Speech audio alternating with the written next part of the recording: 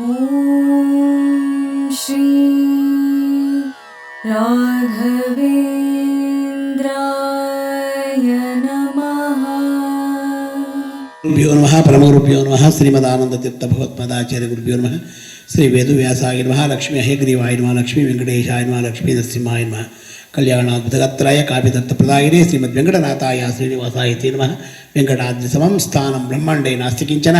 ವೆಂಕಟೇ ಸಮೋದೇವೋ ನಭೂತೋ ನ ಭವಿಷ್ಯತೆ. ಶ್ರೀಕ್ಷೇತ್ರ ಆಗಿರ್ತಕ್ಕಂಥ ಜ್ವಾಲಾ ಭವರೋಗ ವಿದ್ಯೆ ಲಕ್ಷ್ಮೀ ನರಸಿಂಹದೇವರ ಸನ್ನಿಧಾನ, ನವನರಸಿಂಹದೇವರ ಸನ್ನಿಧಾನ, ಮುಖ್ಯ ಪ್ರಾಣದೇವರ ಸನ್ನಿಧಾನ, ಅದರಲ್ಲೂ ವಿಶೇಷವಾಗಿ ಸಂತಾನ ಗೋಪಾಲಕೃಷ್ಣ ಇರ್ತಕ್ಕಂಥ ಸನ್ನಿಧಾನದಲ್ಲಿ ನಮ್ಮ ನಿಮ್ಮ ಗುರುಗಳಾಗಿರ್ತಕ್ಕಂಥ ರಾಯರ ಬೃಂದಾವನದಲ್ಲಿ ವಿಜೇಂದ್ರ ತೀರ್ಥರು, ಜಯತೀರ್ಥರು, ರಾಯರು ಮುರುಮೂರ್ತಿಗೆ ಇರ್ತಕ್ಕಂಥ ಇಂಥ ಕ್ಷೇತ್ರದಲ್ಲಿ 48 ಸಾಲಿಗ್ರಾಮ ಇರ್ತಕ್ಕಂಥ ಕ್ಷೇತ್ರದಲ್ಲಿ ಭಗವಂತ ಎಲ್ಲರಿಗೂ ಅನುಗ್ರಹವನ್ನು ಮಾಡಿ ರಾಯರು ಅಂತೇಳಿ ಭಗವಂತನೇ ಪ್ರಾರ್ಥನೆ ಮಾಡ್ತಾ, ಬಹಳ ವಿಶೇಷವಾಗಿರ್ತಕ್ಕಂಥ ಪವಾಡ ಇದು.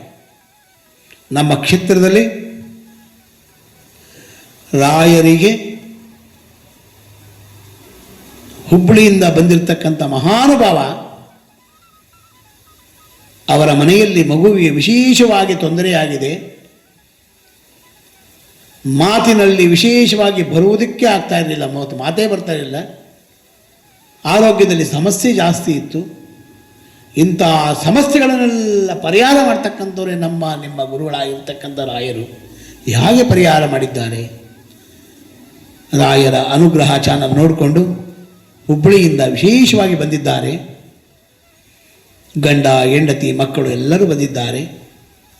ಬಂದು ರಾಯರಿಗೆ ವಿಶೇಷವಾಗಿ ಗುರುವಾರ ಬಂದು ರಾಯರಿಗೆ ವಿಶೇಷವಾಗಿ ಸಂಕಲ್ಪಪೂರ್ವಕವಾಗಿ ರಾಯರಿಗೆ ಪಂಚಾಮೃತ ಅಭಿಷೇಕವನ್ನು ಮಾಡಿಸಿ, ದೇವರಿಗೆ ಸಂಕಲ್ಪಪೂರ್ವಕವಾಗಿ ಬೆಲ್ಲದ ಆರತಿಯನ್ನು ಮಾಡಿ, ಅನ್ನದಾನವನ್ನು ಮಾಡಿ ಎಲ್ಲವೂ ಮಾಡಿದ್ದಾರೆ. ತದನಂತರ ರಾಯರ ಮುಂದೆ ಕುಳಿತುಕೊಂಡಿದ್ದಾರೆ. ಗುರುಗಳೇ, ನನ್ನ ಮಗನಿಗೆ ಈ ಥರ ಆಗ್ತಾಯಿದೆ ಅಂತ ನಾನಿಲ್ಲಿ ಕೂತ್ಕೊಂಡು ವಿಶೇಷವಾಗಿ ರಾಯರಿಗೆ ಸಂಕಲ್ಪಪೂರ್ವಕವಾಗಿ ಹೇಳ್ತಾ ಇದ್ದಾಗ ಈ ಥರ ಹೇಳ್ತಾ ಇದ್ದಾರೆ, ಮಗುವಿಗೆ ಮಾತೇ ಬರ್ತಾ ಇಲ್ಲ, ಏನು ಮಾಡಬೇಕು ಅಂತ ಕೇಳ್ತಾ ಇದ್ದಾರೆ ರಾಯರ ಹತ್ರ. ಆ ಗುರುಗಳಾಗಿರ್ತಕ್ಕಂಥ ರಾಘವೇಂದ್ರ ಸ್ವಾಮಿಗಳು ವಿಶೇಷವಾಗಿ ಅನುಗ್ರಹವನ್ನು ಮಾಡಿದ್ರು. ಹೇಗೆ ಅನುಗ್ರಹ ಮಾಡಿದ್ರು? ರಾತ್ರಿ ಇಲ್ಲಿಂದ ಹೊರಟು ಮಾರನೇ ದಿವಸ ವಿಶೇಷವಾಗಿ ರಾಘವೇಂದ್ರ ಸ್ವಾಮಿಗಳ ಸನ್ನಿಧಾನಕ್ಕೆ, ನಮ್ಮ ಸನ್ನಿಧಾನಕ್ಕೆ ಬಂದಿದ್ದಾಗ, ನೀನೇನೂ ಮಾಡಬೇಡ, ನಿನ್ನ ಮಗುಗೆ ವಿಶೇಷವಾಗಿರ್ತಕ್ಕಂಥ ಎಲ್ಲ ಕಾಯಿಲೆಗಳು ವಾಸಿಯಾಗತ್ತೆ, ರಾಯರ ಸೇವೆಯನ್ನು ಮಾಡು ಅಂತ ಹೇಳಿದ್ರು. ಯಾರೋ ಒಬ್ಬ ಬ್ರಾಹ್ಮಣ ಬಂದು ರಾತ್ರಿ ಸ್ವಪ್ನದಲ್ಲಿ ಬಂದು ಹೇಳಿದ್ದಾರೆ ಅಂತ ಹೇಳಿದ್ರು. ಅವರು ನನಗೆ ಹೇಳಿದ್ರು, ಗುರುಳೇ, ನೀವೇ ಸ್ವಪ್ನದಲ್ಲಿ ಬಂದಿದ್ರಿ, ನಿಮ್ಮ ಥರನೇ ಇದ್ದರು, ಇದು ಕಾವಿ ಶಾಟಿಗೆ ಒದ್ಕೊಂಡಿದ್ರು, ಅವರು ನಿಮ್ಮ ಥರನೇ ಇದ್ದರು, ಈ ಥರ ಹೇಳಿದಾರಲ್ಲ, ಏನು ಮಾಡೋದು ಅಂತಂದರು. ಗುರುಗಳು ಏನು ಹೇಳಿದರೂ ಅದನ್ನು ವಿಶೇಷವಾಗಿ ಮಾಡಮ್ಮ ಅಂದಾಗ, ಆಗ ಪ್ರತಿದಿನ ಆ ತಾಯಿ 21 ದಿನಗಳ ಕಾಲ ಮನೆಯಲ್ಲೇ ರಾಯರ ಸೇವೆಯನ್ನು ಮಾಡಿದರು. ಆ ರಾಯರ ಸೇವೆಯನ್ನು ಮಾಡಿ 21 ದಿನ ಕಳೆದ ನಂತರ ನಮ್ಮ ಕ್ಷೇತ್ರಕ್ಕೆ ಬಾಮ್ಮ ಆ ತೆಂಗಿನಕಾಯಿ ತಗೊಂಡು ಅಂತಾಗ ನಮ್ಮ ಕ್ಷೇತ್ರಕ್ಕೆ ಬಂದಳು ತಾಯಿ. ಆ 21 ದಿನಗಳ ಕಾಲ ವಿಶೇಷವಾಗಿ ಮಾಡ್ತಾ ಮಾಡ್ತಾ ಮಾಡ್ತಾ ಮಾಡ್ತಾ ಅದರಲ್ಲೂ ವಿಶೇಷವಾಗಿ ರಾಯರ ಮೃತ್ತಿಕೆಯನ್ನು, ಅವರ ಮನೆಯಲ್ಲಿ ಪರಿಮಳ ಗ್ರಂಥ ಇದೆ, ರಾಯರ ದೊಡ್ಡದೊಂದು ಫೋಟೋವನ್ನು ಹಾಕ್ಕೊಂಡಿದ್ದಾರೆ. ಆ ಪ್ರತಿದಿನ ಪೂಜೆ ಮಾಡೋದು, ಗ್ರಂಥವನ್ನು ಇಟ್ಕೊಂಡು ಪ್ರದಕ್ಷಿಣೆಯನ್ನು ಮಾಡೋದು, ಗ್ರಂಥವನ್ನು ಇಟ್ಕೊಂಡು ಒಂದು ಪ್ರದಕ್ಷಿಣೆಯನ್ನು ಮಾಡೋದು. 21 ಪ್ರದಕ್ಷಿಣೆ ಮಾಡ್ತಾಯಿದ್ದ ತಾಯಿ. ಮಾಡ್ತಾನೆ ಹೇಗೆ ಹೇಳಿದ್ರು ಅದೇ ರೀತಿ ಮಾಡ್ತಾಯಿದ್ದ ತಾಯಿ. ಪ್ರದಕ್ಷಿಣೆ ಮಾಡ್ತಾ ಇದ್ದಾಳೆ. ಅದೇ ರೀತಿಯಾಗಿ ಭಗವಂತ ವಿಶೇಷವಾಗಿ ರಾಘವೇಂದ್ರ ಸ್ವಾಮಿಗಳು ಅವರೇನು ಮಹಾನುಭಾವರಲ್ವ, ಅವರು ರಾಯರೇನು ಅಂತಿಂತವರಲ್ಲ, ಅವರು ಅಗಮ್ಯ ಮಹಿಮಾಲೋಕೆ ರಾಘವೇಂದ್ರೋ ಮಹಾಶಯ ಅಂತ ಅಗಮ್ಯ ಮಹಿಮರವರು. ಧರ್ಮರಥಾಯ ಚ ಭಜತಾಂ ಕಲ್ಪವೃಕ್ಷಾಯ ನಮತಾಂ ಕಾಮಧೇನು. ಯಾರು ಬರ್ತಾರೆ ಅವರು ಕಲ್ಪವೃಕ್ಷದಂತೆ ಕಾಮಧೇನು ಅಂತ ಎಲ್ಲರೂ ಉದ್ಧಾರ ಮಾಡ್ತಕ್ಕಂಥವ್ರು ರಾಘವೇಂದ್ರ ಸ್ವಾಮಿಗಳು. ಅಲ್ಲಿ ಇಲ್ಲಿ ಇದ್ದೇನಿಲ್ಲ, ಎಲ್ಲರೂ ಉದ್ಧಾರ ಮಾಡ್ತಕ್ಕಂಥವ್ರು.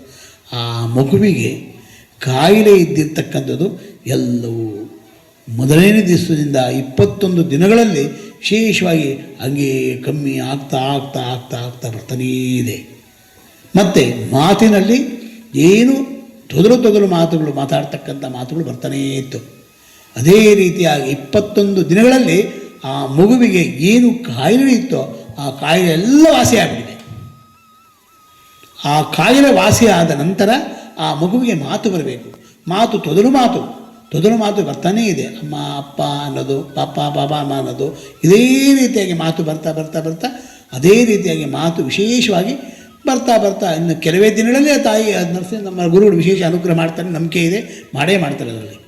ಆಗ 3 ತಿಂಗಳಾಗಿದೆ. ಆ ಮಗುವಿಗೆ ನಮ್ಮ ನಕ್ಷತ್ರಕ್ಕೆ ಬಂದು 3 ತಿಂಗಳಾಯಿತು. 3 ತಿಂಗಳಾದ ಮೇಲೆ ಅವ್ರು ಬಂದು ಎಲ್ಲ ಆದ ನಂತರ ಎಲ್ಲ ಪೂಜೆ ಎಲ್ಲ ಆಗಿದೆ. 3 ತಿಂಗಳಾಯಿತು. ಆ ಮಗುವಿಗೆ ಸ್ವಲ್ಪನೇ ಮಾತು ಬರ್ತಾ 5 ತಿಂಗಳ ಕಾಲದಲ್ಲಿ ವಿಶೇಷವಾಗಿ ಮಗುವಿಗೆ ಮಾತು ಬರ್ತಾ ಇದೆ. ಮಾತಾಡೋದು, ಅದು ಮಾತಾಡೋದು, ಇದು ಮಾತಾಡೋದು, ಎಲ್ಲ ಮಾತುಗಳು ಬರ್ತಾ ಇದೆ. 5.5 ತಿಂಗಳಲ್ಲಿ ವಿಶೇಷವಾಗಿ ಮಾತೇ ಬಂದ್ಬಿಡ್ತು. ಎಂಥ ಗುರುಗಳಲ್ವ ನಮ್ಮ ಗುರುಗಳು. ಆ ಮಾತು ಬಂದಾಗ ಗುರುಗಳ ಹತ್ರ ಬಂದರು. ಗುರುಗಳೇ, ನನ್ನ ಮಗನಿಗೆ ವಿಶೇಷವಾಗಿ ನಿಮ್ಮ ರಾಯರೋದೇನೋ ಅಂದಿನ ಅವರಿಗೆ ನಿಮ್ಮ ಗುರುಗಳು ವಿಶೇಷ ಅನುಗ್ರಹವನ್ನು ಮಾಡಿದ್ದಾರೆ. ನಾನು ರಾಯರಿಗೆ ಏನೋ ಒಂದು ಮಾಡಬೇಕು ಅಂತಿದ್ದೀನಿ ಅಂತಂದರು. ಆಗ ರಾಯರಿಗೆ ಏನೂ ಬೇಡಪ್ಪ, ನೀನು ಮಾಡೋದು